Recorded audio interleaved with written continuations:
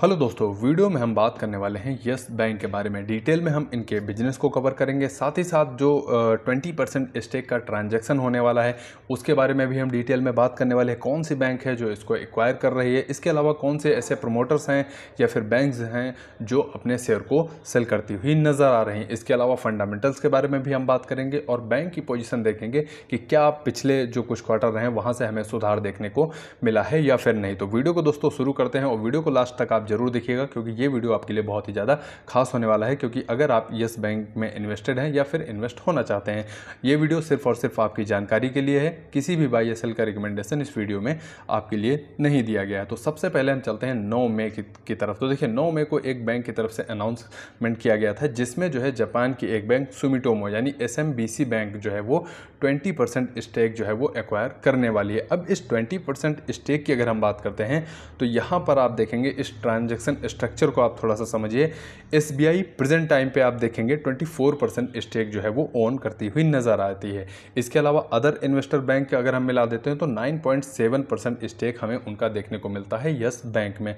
अब SMBC bank जो है वो 20% स्टेक जब एक्वायर करेगी तो इसमें से 13.2% स्टेक जो है वो SBI की तरफ से हमें जाता हुआ नज़र आएगा। इसके अलावा अदर बैंक की अगर हम बात करते हैं तो 6.8% जो स्टेक रहेगा वो अदर बैंक की तरफ से जाने वाला है। इस तरह से SMBC बैंक का जो एक नंबर हो जाएगा स्टेक होल्डिंग का वो 20% का हमें देखने को मिलेगा। इसके बाद अगर हम SBI का नंबर बात करेंगे तो SBI 10.8% जो है वो स्टेक SBI के पास बचेगा। इसके अलावा फिर अदर इन्वेस्टर बैंक का अगर आप नंबर देखेंगे तो 2.9% जो है वो देखने को हमें मिलेगा। रिटेल की अगर हम बात करते हैं तो यहाँ पर 66% से ऊपर थोड़ा सा आप देखेंगे रिटेल इन्वेस्टर जो है वो इन्वेस्टर नज़र आते हैं। तो ये एक आपने शेयर होल्डिंग पैटर्न को आपने समझा और जो ट्रांजैक्शन होने वाला है 20% स्टेक का यस बैंक में उसको आपने समझा। अब चलते हैं आगे बैलेंस शीट की तरफ। तो देखिए सबसे पहले हम चलने वाले हैं डिपॉजिट की तरफ। कोई भी बैंक होती है, डिपॉजिट जो है वो बहुत ज़्यादा ज़रूरी होते हैं क्योंकि बैंक को अगर ग्रोथ करनी है और लोन बुक अपनी बढ़ानी है तो डिपॉजिट का लगातार इंक्रीज़ होना बहुत ज़रूरी होता है। क्योंकि डिपॉजिट अगर बैंक के बढ़ेंगे तो बैंक को लोन देने में काफ़ी कह सकते हैं कठिनाइयों का सामना नहीं करना पड़ेगा। तो चलते हैं डिपॉजिट का नंबर हम देखेंगे तो लेटेस्ट क्वार्टर के जब नंबर आए थे तो इनके डिपॉजिट के नंबर आप देखेंगे 2,84,525 करोड़ के डिपॉजिट हमें इनके पास देखने को मिलते हैं। अब इसमें करंट डिपॉजिट का भी नंबर आप देखेंगे 43,000 करोड़ के आसपास। सेविंग अकाउंट में जो इनके डिपॉजिट हैं उनका भी नंबर देखेंगे और टर्म डिपॉजिट का भी नंबर आप देखेंगे जिसमें सबसे ज़्यादा अमाउंट जो देखने को मिलेगा वो टर्म डिपॉजिट का ही नंबर देखने को मिलेगा। 1,87,000 करोड़ के आसपास देखने को मिलता है। तो डिपॉजिट अगर आपने देखा क्यू ऑन क्यू बेस पे बढ़ते हुए नजर आए क्योंकि 3 महीने पहले यानी कि दिसंबर 2024 तक की अगर हम बात करते हैं तो 2,77,224 करोड़ के बैंक के पास डिपॉजिट हमें देखने को मिले थे।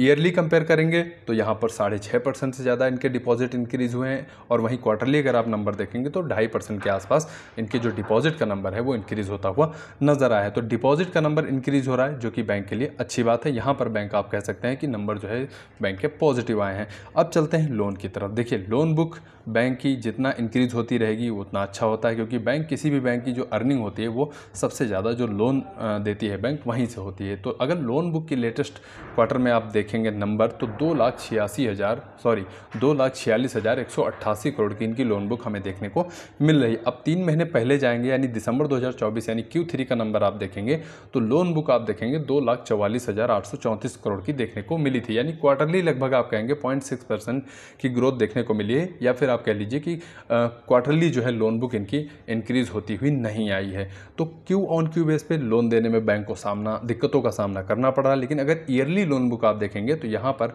ठीक ठाक ग्रोथ हमें देखने को मिली है। एक साल पहले की अगर लोन बुक आप देखते हैं तो 2,27,799 करोड़ की हमें देखने को मिली थी।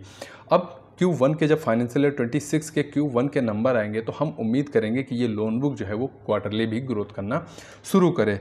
अब आगे चलते हैं इनके जो है नेट इंटरेस्ट इनकम की तरफ। कोई भी बैंक होती है सबसे जो कोर अर्निंग आप कह सकते हैं बैंक की वो होती है नेट इंटरेस्ट इनकम। अब नेट इंटरेस्ट इनकम के बारे में थोड़ा सा आपको डिटेल में बताना चाहूँगा कि जो बैंक लोन देती है उस पर जो इंटरेस्ट बैंक को मिलता है और जो बैंक में डिपॉजिट होते हैं उस पर जो बैंक इंटरेस्ट पेड करती है अपने कस्टमर्स को, इन दोनों के बीच का डिफरेंस जो होता है वो होता है नेट इंटरेस्ट इनकम। अगर नेट इंटरेस्ट इनकम का नंबर आप फाइनेंशियल ईयर 24 में देखेंगे तो 8,000 करोड़ के आसपास हमें देखने को मिल रहा है पूरे साल के दौरान, और फाइनेंशियल ईयर 25 में अगर ये नंबर आप देखेंगे तो 8,944 करोड़ का ये नंबर हमें देखने को मिल रहा है। यानी अगर ईयरली ग्रोथ की बात करते हैं तो 10.5% इनका जो नेट इंटरेस्ट इनकम का नंबर है वो बढ़ता हुआ नजर आया है। इसके अलावा लेटेस्ट क्वार्टर में अगर आप ये नंबर देखेंगे तो 2276 करोड़ की नेट इंटरेस्ट इनकम हमें देखने को मिली है। तो अगर नेट इंटरेस्ट इनकम के केस में आप देख रहे हैं बैंक की, तो यहाँ पर ग्रोथ हमें ठीक ठाक देखने को मिल रही है। तो इस तरह से अगर लोन बुक को हम हटा दें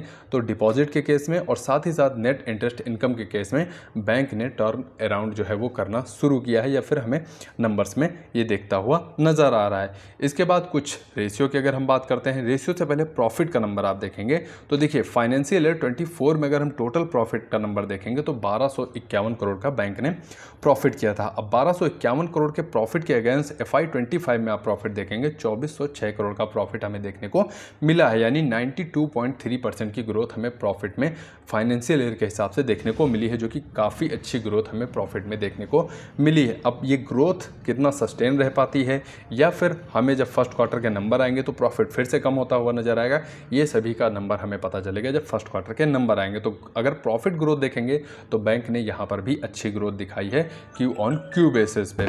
आगे चलते हैं कुछ की रेशियो की तरफ। तो देखिए सबसे इंपॉर्टेंट जो की रेशियो होता है वो होता है cost to income ratio. Bank को कितने रुपए कमाने के लिए कितना % खर्च करना पड़ रहा है, अगर इसकी हम बात करते हैं तो एक एग्जांपल के तौर पे अगर 100 रुपये कमाने के लिए लेटेस्ट क्वार्टर के दौरान बैंक को 67.3% जो है वो खर्च करना पड़ रहा है, या फिर इसको रुपये में आप समझ सकते हैं। अगर 100 रुपये कमा रहे हैं तो 67 रुपये जो है वो खर्च करना पड़ रहा है। अब किसी भी बैंक का कॉस्ट टू इनकम रेशियो जो होता है वो जितना कम होता रहेगा वो उतना ही बेहतर माना जाता है। अब फाइनेंशियल ईयर 24 में अगर कॉस्ट टू इनकम रेशियो देखेंगे तो 74% से ऊपर हमें देखने को मिला था। वहीं फाइनेंशियल ईयर 25 की अगर हम बात करते हैं तो 71% के आसपास कॉस्ट टू इनकम रेशियो देखने को मिला है। साल दर साल देखेंगे तो ये ज़रूर गिरता हुआ नज़र आए, लेकिन हम उम्मीद करेंगे कि ये नंबर जो है और ज़्यादा गिरता हुआ हमें आगे आने वाले क्वार्टर्स में देखने को मिले। तो कॉस्ट टू इनकम रेशियो में भी हमें धीरे धीरे जो है वो सुधार देखने को मिल रहा है। टोटल ब्रांच नेटवर्क तरफ चलते हैं तो देखिए ब्रांचेस की अगर हम बात करते हैं तो यहाँ पर लेटेस्ट क्वार्टर के दौरान 1255 ब्रांचें जो है हमें तो टोटल देखने को मिली है।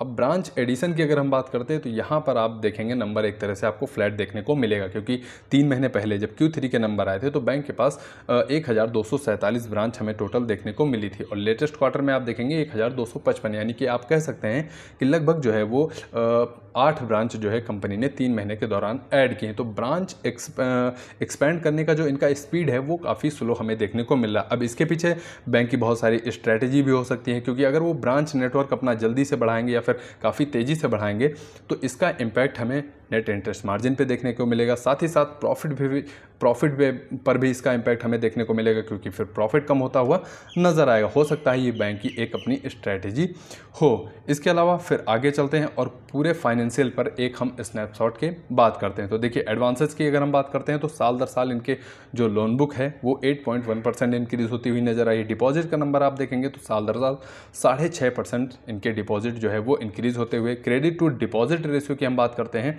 तो यहाँ पर healthy credit to deposit ratio देखने को मिला है, जो कि अच्छी बात है। नेट इंटरेस्ट इनकम देखेंगे तो यहाँ पर भी आप देखेंगे 5.5% से ऊपर की ग्रोथ हमें देखने को मिली है नेट इंटरेस्ट इनकम में वाई ऑन वाई बेस, और फाइनेंशियल के हिसाब से देखेंगे तो 10.5% ग्रोथ जो है वो हमें देखने को मिली है नेट इंटरेस्ट इनकम में। नॉन इंटरेस्ट इनकम की अगर हम बात करते हैं जिसमें अदर इनकम आ जाती है तो यहाँ पर भी अच्छी खासी ग्रोथ देखने को मिली है।